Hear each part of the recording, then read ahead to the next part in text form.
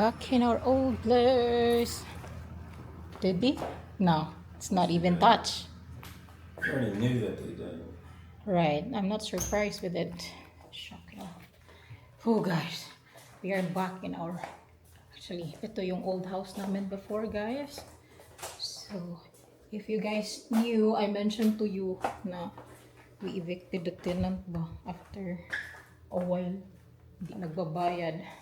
But this is what I'm talking about. We still need to legally remove all the stuff that left here. Ang dami pa po nilang mga gamit dito. We've been very patient. When I said very patient, yung asawa ko, sobrang pasensya nito, guys. Keep talking to the tenant na you can remove. Before, mga 3 months ago ata yun, sabi, sige, hindi na namin singilin, basta mag-move out na kayo. Wala rin ginawa. So, we're like, dami namin gastos just to evict. Yeah. I think it's easy. This is just, they're wasting their stuff. I mean, okay, it's $200, $300, but that's still $300 of dining. Oh, look at these. Wow, babe. No kidding. What? I only see your picture one time. I never seen this personally. Yeah. No kidding. Yeah. Wow. Look how they trashed the bedroom. This is the girls' bedroom way back, guys. Na No, nandito it's kami. the kids' bedroom. Yeah, I'm saying like ito yung bedroom. This is the bedroom when we were still here. The girls' room when we lived Look here. what they did. Look how messy. This is what we're going to bag.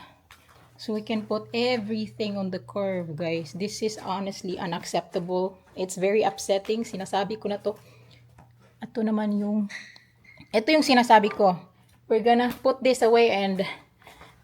That's still a money for them that they're gonna lose too. But we wish we can get something. But we didn't. We are back.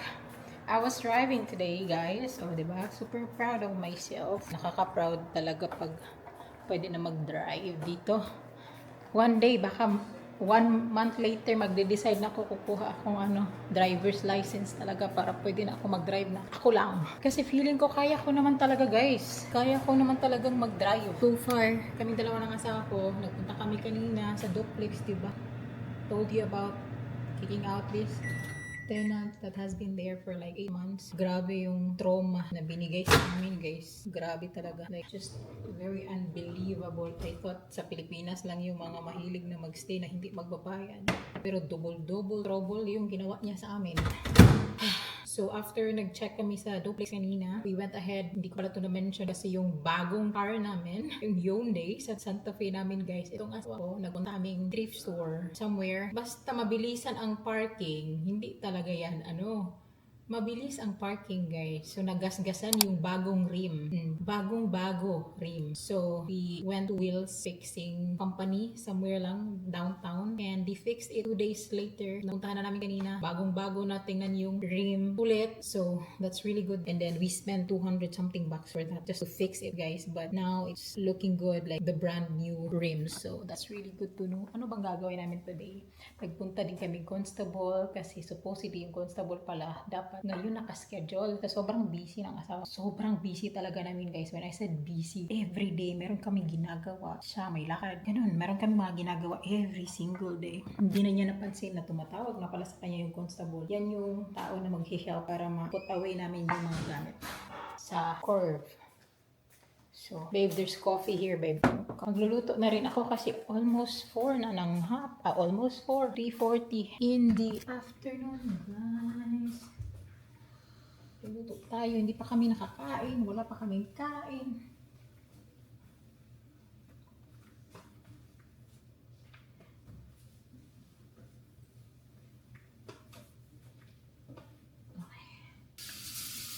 Ang lulutuin natin ay, lutuan natin yung asawa ko. Burger. Ay, lumabas ko. Ito na lang. Lumabas yung burger. Burger, wala na pala. Ito, luto tayo ng beef tenderloin. Ito. Then, meron tayong, ano ba tawag ito? Ay, nakalimutan ko na yung pangalan. Tsaka ground beef. Let's do this.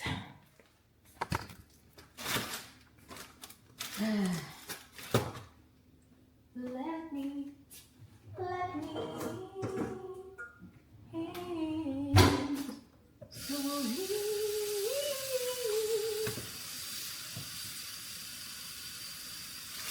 The way around me, I will choose to slowly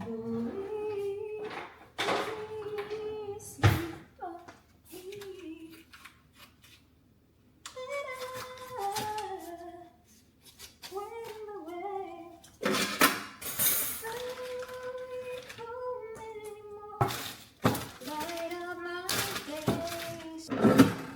I have my sweet potato from HEB. Ibang-iba talaga itong kamote na to guys from HEB compared sa Pilipinas. Yung sa Pilipinas mas sweeter, natural na sweet. This one parang basa. Masarap naman siya. Walang choice kasi walang ibang kamote dito.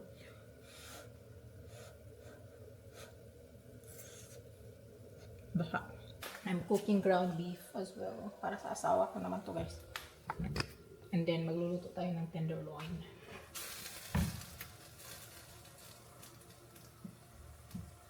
Tapos lagyan natin to ng itlog kasi yung asawa ko hindi po yan maarte.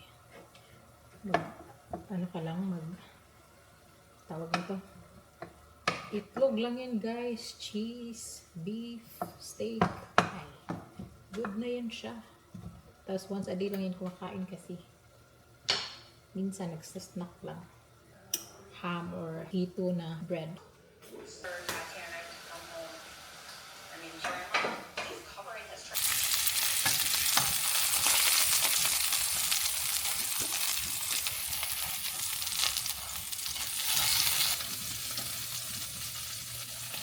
Rinig nyo yun? Yung asawa ko music and everything. Anyway, kaka-receive ko lang ng cortina na binili ko for my husband's office. Ang bilis niya kasi in-order ko lang to like 3 days ago. Dito na siya. I got this one from Amazon. So I want to show you. Gosh, ang ingay ng music ng asawa ko. Hopefully hindi nyo maririnig. Dalawang set yung in-order ko of 2 curtains. Ano ba? 2x2. 2x2. Sabi sa pag-order ko, nakaseparate yung packaging. Pero na-receive ko dalawa. So, maybe isa lang yung laman nito. Isa lang ito. And then yung isa pa para ito isang set. I don't know. Let's see. So, ito yung ating ilalagay sa kanyang office na cortina. Nakita ko to. Alam nyo guys, yung asawa ko talaga, he's very fond of navy blue color. I am telling myself, since office naman yun ang asawa ko, I wanted it to be something he likes. Everything na ilalagay ko doon, yung mga gusto niya. Kasi ako, nag-work din ako doon guys. Sometimes, nag-borrow ako ng desktop. But he stayed there more. Wow, perfect. Ay, ang kapal niya. Very nice. So, yung binili ko is navy blue. This is a blackout curtain. And meron siyang gold na accent para hindi naman siya masyadong sobrang plain lang. 4 inches long. Ay, bakit parang ang haba nito compared sa isa? Ay, nako! Bakit naman? Mahaba nga talaga siya, guys. Pakita ko sa inyo. Ito, same size to eh. This one, 213 cm. Pero parang mahaba talaga to guys. Oh my goodness. Bakit over naman haba ito? So, no,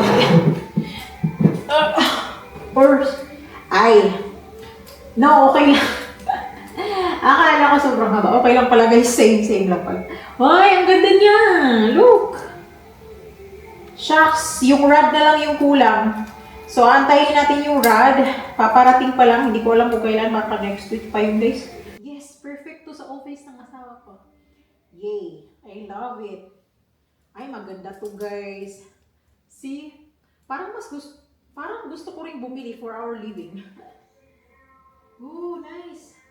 Sana talagang blackout na blackout talaga siya, no? We'll see, no? Kung nakaka-blackout, charot. Kung nakaka-black talaga siya ng araw. Ay, oo nga, nakaka-black. Ay, yes! demo. Guys, if you want the link, charot, let me know. Charot. Kailangan namin pick upin yung car kasi iniwan namin yung car. Yung dala namin kanina nung pupunta kaming duplex, guys, is yung small car. Nagpunta kami doon to look at the car earlier. Dala namin yung small car. Hindi naman pwedeng i-drive ng asawa ko yung malaking car. Tapos, ako lang mag-isa sa isang car. Kasi yung license ko is hindi pwede ako mag-drive na ako lang isa. And we always follow the law. Huwag tayong hindi magpapalo ng law. Kasi baka magpa-fine tayo ng sobrang laki. Magtitipid tayo, guys. We've been thinking a lot lately about heading back to the Philippines. Yes, pinag-uusapan namin yan ng asawa ko, guys. Leaving back to the Philippines. But I'm not gonna say more about this one. Pinag-uusapan pa lang namin. I don't know when. But eventually we will. Bakit na-insert ko yun? Ito yung site neto, guys. Oh, tingnan nyo. It looks brand new. Very nice yung pagkagawa niya. I swear, super nice. That's a long list. Yeah, there's a lot. Think you narrow it down a little bit? Mm-hmm. You want Yeah. a rocking chair? That's not for sale.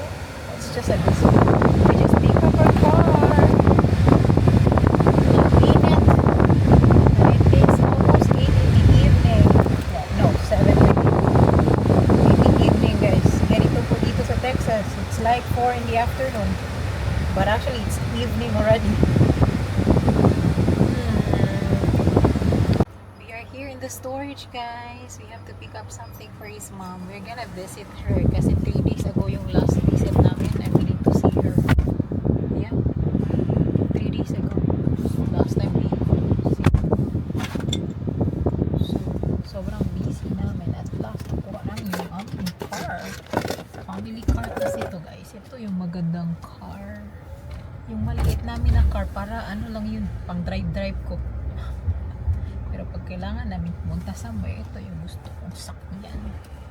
Hindi lang ako makapag-drive for now. Mga ganito SUV kasi yung parking mahirap siya gawin. For me, hindi mahirap sa kanya. Para sa akin. So, yung sa small car, kaya ko nang mag-parking sa small car. TV pala dito na sira yan, guys. Sa mama niya yan. Kailangan namin yan itapon. Malaking TV, sayang. Nakalimutan namin yan tanggalin. Nung pina-fix namin tong rim ng car, na-realize ko pagdating namin sa bahay, hala, yung TV ng mama mo nasasakyan pa. Pero sira na yan. Tatapon namin yan. Maghahanap kami ng tapunan. Malaki to, parang 85 inches ata to. Pupunta kaming Lowe's, tinatanong niya ako, pag pick up namin ng car, bakit ang dumi ng ano ko? Pag pick up namin ng car kanina, tinatanong niya ako, saan mo gustong pumunta? So I was like, dalhin mo ako sa Lowe's. Kasi ang tagal ko nang hindi nag-Lowe's. Lowe's is... Hi! What happened? Paano ba to?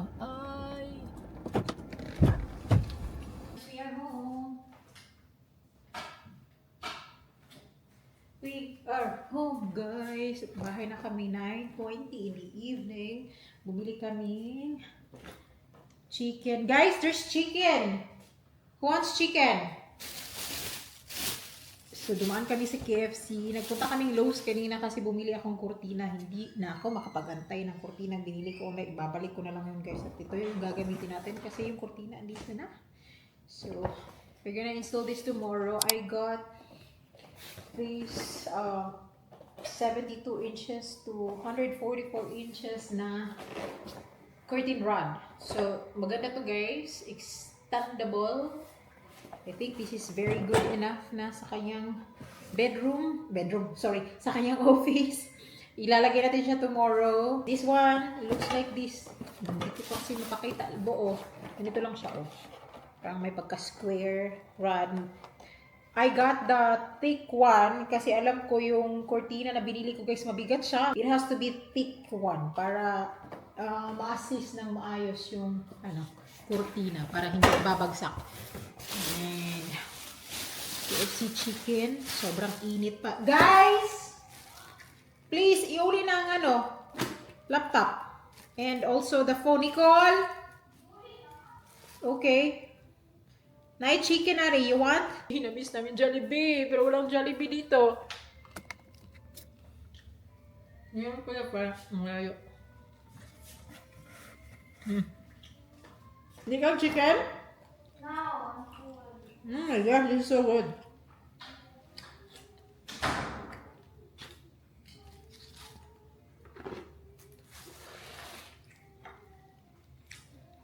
Kumain na sila, guys. I'm back. Saturday, 2 days after we check our property. Guys, update a little bit about it. If you own a property, be very careful renting it out to people. To be honest, it's shocking. And by the way, before I speak up about that, I am here in my husband's office.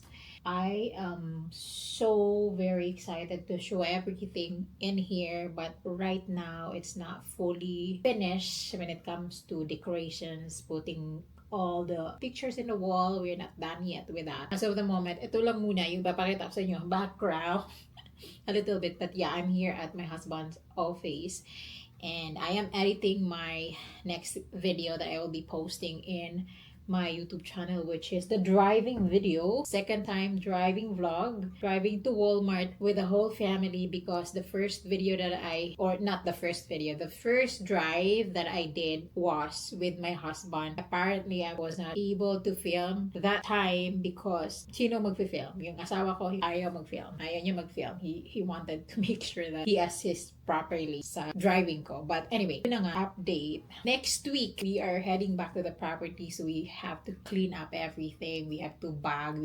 I think my husband already arranged for 2 people helping him out with putting up the heavy furnitures on the curb. We also did schedule the constable. Constable is like a officer that has to be there present while we are bagging all the things, while we are putting all the furniture in the curb, so that the property will be clean before the officer leave the property. And we also have to replace the lock for that unit. And this is what I wanted to share with you guys. If you are in the state, and it is still very shocking to me experiencing this kind of situation, like owning and renting it out, and we are very unlucky that we had this irresponsible, let's just say that one, irresponsible tenant who doesn't like to pay. It took us 8 months before we really into the putting him in an eviction. Here in the States, tenants are more protected. We lose money from him, even if